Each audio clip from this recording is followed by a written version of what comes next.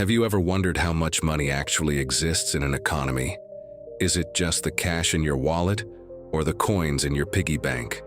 Well, the truth is, money exists in many forms, and understanding it is key to knowing how economies work. Today, we're diving into the fascinating world of money supply. Stay with me as I break this down into simple, easy-to-follow points that will help you see how money shapes our everyday lives. Let's start with the basics.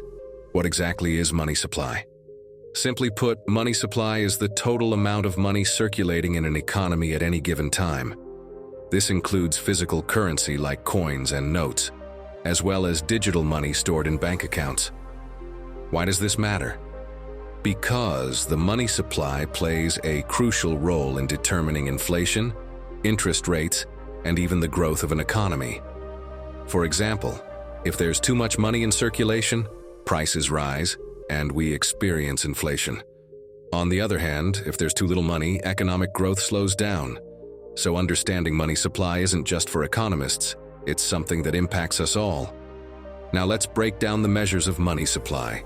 Economists and policymakers use specific categories to understand and manage money supply. These are known as M1, M2, M3, and M4. M1, narrow money.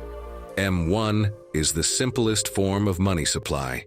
It includes physical currency, like the cash you carry in your wallet and demand deposits, which are the funds in your checking accounts that you can access at any time.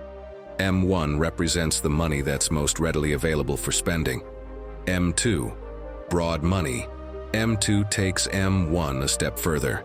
It includes everything in M1 plus savings accounts and short-term deposits.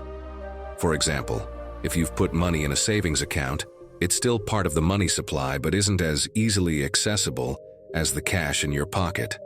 M3, wider definition of money. M3 includes all components of M2, plus long-term deposits. These are funds that are locked away for a longer period, but still play a role in the economy. M3 is often used to analyze long-term financial trends and policies. M4, total money supply. Finally, we have M4, which is the broadest measure.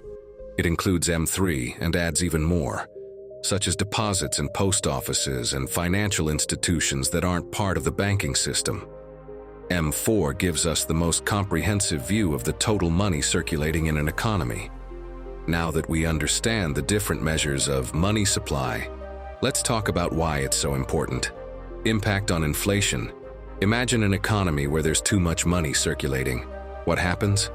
People have more money to spend, but the supply of goods and services doesn't increase at the same rate.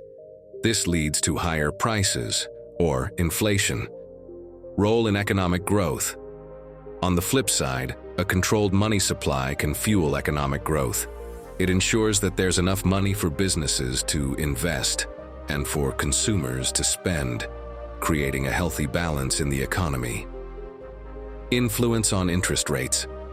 Central banks use money supply as a tool to set interest rates.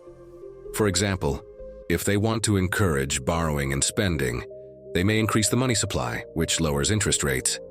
Conversely, if they want to control inflation, they may reduce the money supply, making borrowing more expensive. To sum it all up, the money supply is a key factor that shapes our economy. From the cash you use daily to the deposit sitting in your savings account, every form of money contributes to the economy's overall health. We've learned about the four measures of money supply, M1, M2, M3, and M4, and how each plays a role in determining inflation, interest rates, and economic growth.